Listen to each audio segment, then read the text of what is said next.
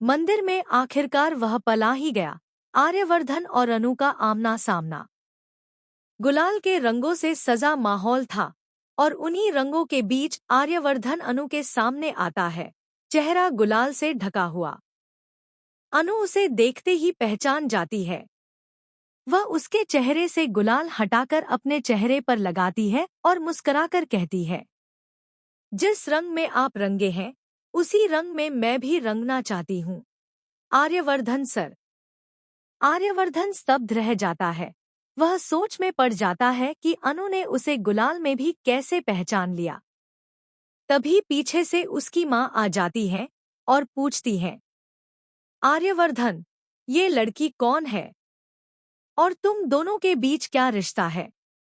ये गुलाल इसने क्यों लगाया?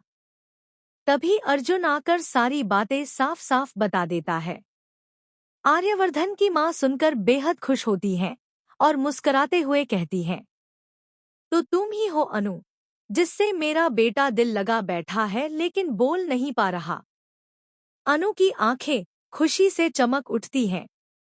वह आर्यवर्धन की ओर देखती है और कहती है, माता रानी के सामने झूठ मत बोलिएगा सर, साफ साफ बताइए, क्या आप मुझसे प्यार करते हैं या नहीं? आपने कहा था अगर 24 घंटे के भीतर हम मिल जाएंगे तो आप मना नहीं करेंगे, और अब 20 घंटे में ही हम मिल गए हैं। ये माता रानी का फैसला है।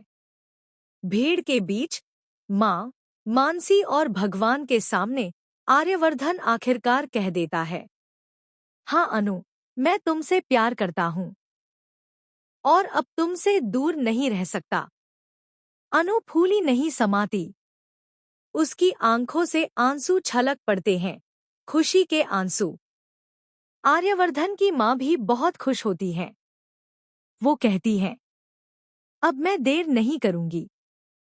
राजनंदन के जाने के बाद आर्य की जिंदगी में जो खालीपन था वो अनु भर देगी। मैं इन दोनों की शादी जल्दी कराऊंगी। लेकिन कहानी में अब नया मोड़ आने वाला है। अनु के पापा और पुष्पा जी, क्या वो इस रिश्ते के लिए राजी होंगे? अनु के पापा आर्यवर्धन की इज्जत तो करते हैं, लेकिन उन्होंने कभी उसे दामाद की नज़र से नहीं देखा। उम्र का फर्क और बॉस का रिश्ता, क्या वो इन सब चीजों को भुलाकर बेटी की खुशी को स्वीकार करेंगे? इसी बीच एक और भूचाल आने वाला है। मीरा को जब यह खबर मिलेगी कि आर्यवर्धन ने अनु से प्यार का इजहार कर दिया है, तो वो बुरी तरह टूट जाएगी। मीरा सिर्फ ऑफिस में काम नहीं करती थी, उसके दिल में भी आर्यवर